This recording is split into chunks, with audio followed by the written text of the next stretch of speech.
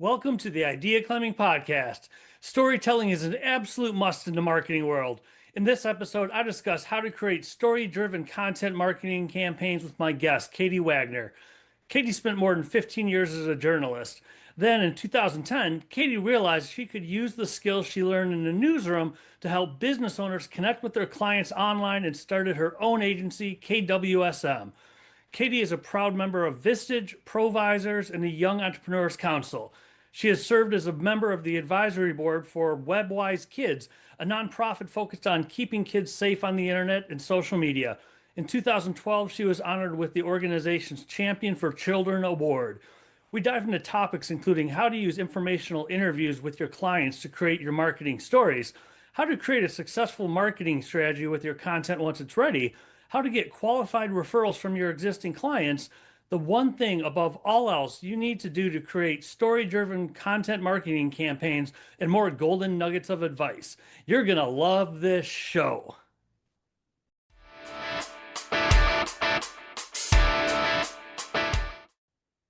Katie, thank you for making the time to do this podcast today. I appreciate it. Yeah, thanks for having me. And we're going to talk about brand journalism, how to become a brand journalist. I love that. I hadn't heard that before I spoke with you the first time. Before we get into those tips and tricks and strategies and learn more about brand journalism and becoming a brand journalist, how did you get into it? What's your story in that world? Yeah, so I was a journalist for 15 years before I started a digital marketing agency. So I spent about 15 years working in TV and radio. I've worked all over the world, and I retired from CNN headline news back in 2009 and then opened the agency in 2010. And the reason is because I realized that nobody was going home to watch the 5 o'clock news anymore. They can get headlines on Facebook and Twitter. And as those channels came to prominence, it became the way people wanted to get their information. And so I saw an opportunity to teach business owners how to tell their story using digital channels. And I thought basing that in the tenets of journalism and what attracts an audience was a good place to start. Well, with that, what is a good place to start when you worked? Let's start with the early days working with the clients. What was the starting point of getting into brand journalism? Well, first, I think we should define brand journalism. So, all that means to me is the act of creating content that builds an emotional connection. It's about the humans involved in a business. So, brand journalism highlights the stories of the people that make or deliver your products or service. It highlights the stories of the people that benefit from your products and service. It's really about those emotional connecting stories that we have to tell beyond just features and benefits or the marketing or the sales language. It's really about that human language. And so those are the stories we try to tell at the agency. And even from the very early days, back in 2010, we had to interview our clients to really uncover those stories. When you ask somebody about their business, the default for all of us is to talk about, the services we provide and what we can do for people or the products and what the benefits are. And we really forget the sort of result of that. Okay, what does that do for somebody? How does it change their life? And that sort of transformation around using your products and services. And so I think the first step was to teach people to start thinking of their businesses that way and really the outcomes they were creating more than the services they were delivering. Well, break that down a little bit more. What is the structure of a good story? Because there's so many philosophies and ideas about storytelling within your world. What is the structure of a good or even a great story? So when we're telling stories for our clients, and we are a marketing agency, right? There's a purpose behind the stories we're telling. We like to think of it as the transformation moment. So there's a before for your potential client, then they use you, and then there's an after. And that arc is the story you want to tell. So, what is life like before they interact with you? What are the pain points? What are the struggles? What are the fears and motivations they have? And then what happens at that moment they engage your products or services? And then what is the transformation after? How is life different? How does that look better or safer or easier for them? And so, if you can start creating content around that transformation point, those stories really resonate with people. And we think of this Mark, even when we're like creating website content, can you paint a picture of the pain that they're in now and how your product or service solves that? Not through the physical, like what does it do, but what is the emotional state, the before and the after? So if you think of that story arc, that's a pretty good place to start. And then there are a million different spin-offs from that, right? You can talk about the individual types of, I'll call it pain. It doesn't always have to be pain, but the need at the initial, right? Is it a philosophical or an emotional pain? Is it a physical pain? Is it a tactical pain? So I'll give you an example using my own business. So people that hire KWSM do so because we're a lead generation agency. So they want leads for their business. So the sort of surface pain point may be that business is slow or they're not getting as much business as they want or they need a better way to get business. But really, the pain point is my business won't survive unless I bring in new clients. And that is really the emotional connection we're trying to get at, right? People need lead gen not just to grow, but because they're afraid of what happens if they don't grow, right? And we don't admit that to each other, but if you really dig deep, like most of our clients are afraid in today's geopolitical climate that if they don't have a good lead gen strategy, their business may not make it through to the other side. Mhm. And that's the pain point we have to step into. And so, more than just we're a marketing agency that's providing services and we know how to do websites and SEO and email and social media, really, we're a guide that's going to take you from the fear you're feeling now into feeling confident that your business is stable and strong. And we're going to be with you every step of the way. And here's how we do that. So it's a higher level thinking about it. Does that make sense? That makes perfect sense. Once you get the stories, where do you start? Where do you recommend people start sharing them? Do you have recommended channels, or is it unique to each client? What does that look like as far as, okay, I've got at least the initial story. Where do I share it? Yeah, it's unique to individual businesses, right? You want to know where your potential clients are hanging out. Sometimes that's social media, for B2C companies, it might be Facebook or Instagram. For B2B service providers, it might be more on LinkedIn, or you might want to write blogs that people find on the internet. Sometimes people have a list and you can share those stories during email. But one of the most powerful places you're going to want to start is by interviewing your clients. So, you can craft that story in your head, but it's so much more powerful to hear happy clients tell that story in their language. And maybe they help you uncover pain points that you didn't know or emotional, ties that you weren't aware of. And so I would spend a day doing 30-minute interviews with five of your best clients, past or present, and asking them, what was your emotional state? What were you feeling before you started looking for a service like mine? And then what was it about engaging with me that made you feel confident, that made you feel like it was going to be okay? And then what's the emotional state afterwards? If you do those interviews, you can create case studies of sorts out of it, right? That emotional arc case study. But you'll also uncover additional pain points to explore. You could record those interviews and cut them up for testimonial videos or reels on social media. There are a million ways to use that content, but you always want to get as many other voices telling your stories as possible. Because if you're saying it all the time, people will listen to an extent, but it's a lot more powerful when someone else is saying it. What are some tips for having? I love that idea of having 30-minute interviews with clients. What are some tips for having good interviews? Questions to ask, the state of mind you want them to be in. What does a good interview like that look like? Yeah, so I wouldn't push them to squeeze it in when they're super busy, right? You want to make sure that they have time to do it and that they feel relaxed and they're comfortable and they want to talk about it. I would give them a heads up about what you want to talk about beforehand. Sometimes we'll send questions in advance so they have a chance to think about it. We like to say that some people are microwaves and they can answer on the spot, but some people are crock pots and they need to sit on it for a little bit, They can't just pop out a good answer. So especially if you're going to film it, you really need to send the questions in advance, let them mull around. I think it's even fair to say, here are some talking points I was thinking about. Do any of these resonate with you? Right? Here are things we've heard from other clients, or we think this is the problem we solve. Is this it for you, or is it something different? And if it's something different, I'm open to hearing that. I want to hear that. So I think that's a good place to start. If you're not going to record it, if video isn't part of your strategy, you might consider taking them to coffee, so you're relaxed, you're comfortable, you sit with them. Because I've found more than just getting this information so I can use it in my marketing, use it in my lead gen, I can learn a lot about my business and how to improve the client experience by having these type of conversations with my clients. So it's a valuable exercise, even if the content doesn't go toward your marketing Mhm. plan.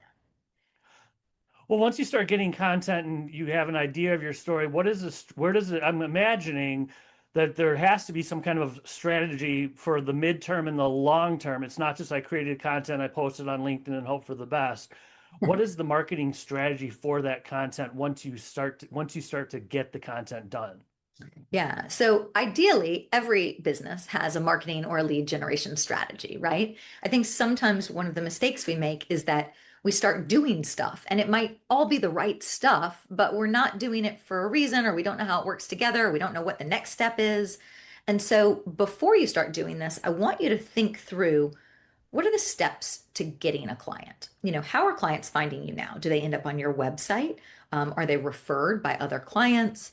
Do you cold call or send cold emails and they respond? Whatever that looks like now, I want you to think about taking that process and wrapping more story driven content into it.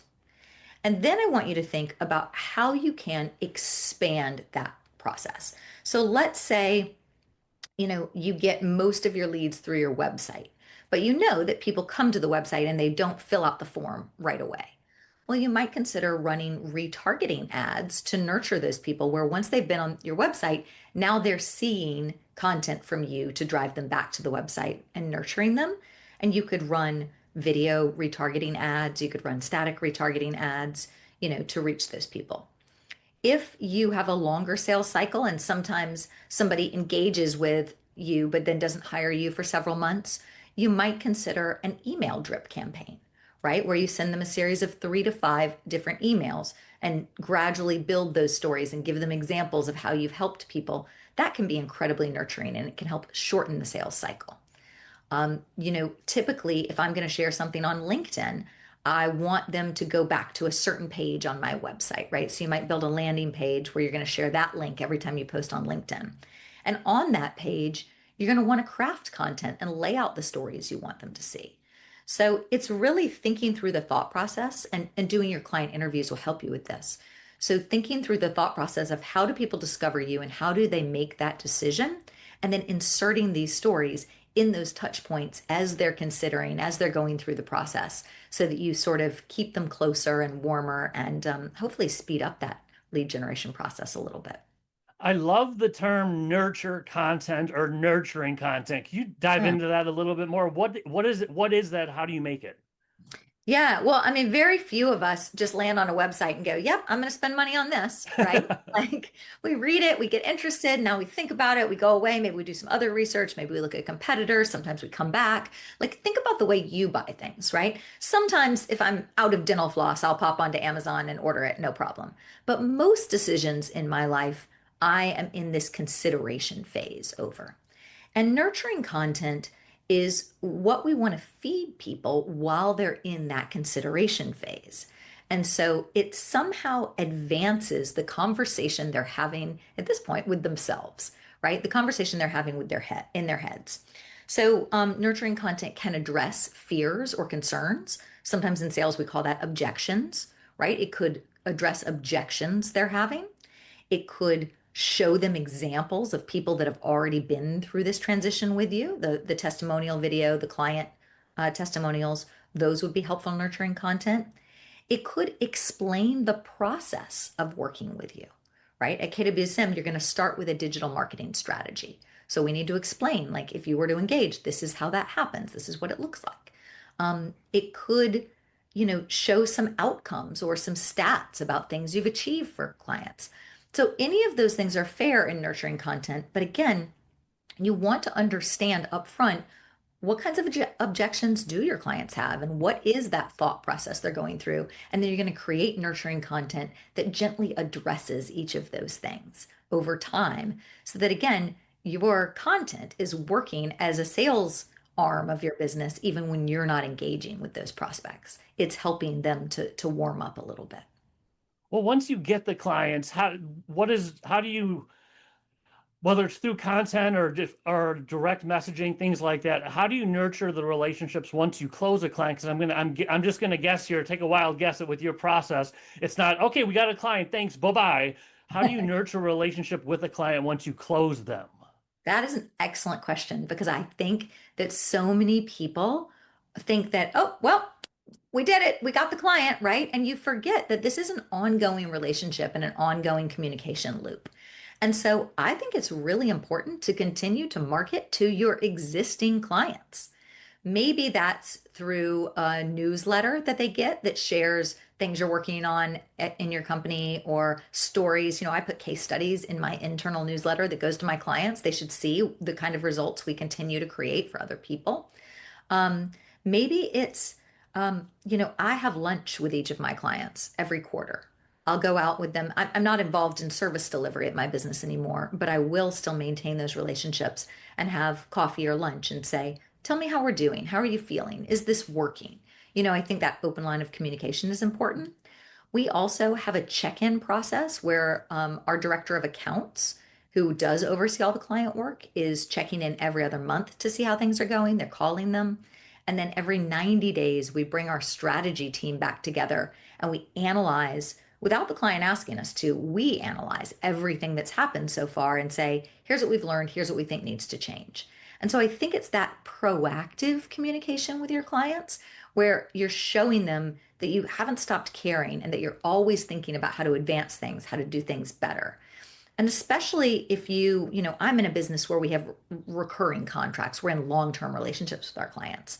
But if you're in a business where it's a distinct project and then you're finished, but you could essentially sign up for recurring projects or repeat projects down the road, you really want to keep that communication line open so that people come back to you, right? And an email is a great way to do that. Periodic phone calls or email check-ins, like personal email check-ins, is a great way to do it. But you don't want them falling off the radar because the more you stay top of mind with those past clients or current clients, the more they're going to stay or become future clients again. Where do referrals play into all this? Once you get clients, do you build, is asking for referrals part of the marketing process after you get the clients? Talk a little bit more about referrals. Um, yes, I think it can be. I get shy about asking for referrals. I don't know. It's slightly uncomfortable for me. Maybe it is for some other people, but also a lot of great clients come from referrals from your current clients, right? So I think it is okay to say, do you know anyone else who we could help? Or, we have some openings. So if you know anybody, please pass this along. But I like to take a little more subtle approach because this makes me a little nervous. And that is I use my clients in my content, and then I make them the star and I share that content, and they are likely to comment on it and share it. And as they do that, they are basically showing the people in their network that they are engaged, happy clients of mine. And so if I do a case study or a testimonial video with a client and then I share it on LinkedIn and I tag them, they may share it, they may comment on it, but it's getting out to their network as well. And then it's subtly saying to their network, hey, look what I've accomplished over here with KWSM. And I get a lot of sort of soft referrals that way because they'll ask my client, hey, what are you doing with that agency? Do you recommend them? And then it gets referred in. So I think there are ways to put your clients in a position to vouch for you without flat out asking, like, will you send me business? And I don't think there's anything wrong with that. It's just never been my preferred method. And you've mentioned case studies a few times. Before we close out, I want to make sure we get this right. What is the structure of a case study before they meet you? They meet you after they meet you? Is it that those three parts that simple? Is there a little bit more to it? What is this? If someone's watching or listening and they think I need to make case studies, what's the structure of a case study look like? I think that's the most compelling way to do it. What's the before state? Then, wow, they meet you. And then what's the after state? If you can describe that arc in a case study video or a written case study, even if it's bullets, like here's some things before, here's what happened, what we did, and here's some things after, um, that makes sense in everybody's brain. Everybody understands that story structure. It's not complicated. It's easy to produce. It's easy to visualize. And so I would start there and not try to overcomplicate things. And we have covered a lot of ground in a short period of time. When it comes to brand journalism, becoming a brand journalist, someone watching or listening is like, this sounds great. I got a lot of good content in here. If you were to say, if you want to do it right, if you're going to get into it, at least do this one thing. At least do this one thing above all else. What would you tell people that one thing to do should be? Oh, that's a hard question. Okay, if you're going to get into it and you've got to at least do one thing, I would say interview your clients. I would say discover stories that you don't know about yet. And take off your sales hat and put on your journalist hat and really dig in and ask questions about your business because that information is going to be valuable to you in a myriad of ways. This has been great. And if people want to find you online, where's the best place or places to go? Yeah, well, our website is kwsmdigital.com. So I'd love to have you check that out. And then also, I'm pretty active on LinkedIn. So you can find me, Katie Wagner, and I think I'm probably wearing a red dress in the picture. There you go. Thank you very much. I appreciate you, Katie. Good to see you, Mark. And scene.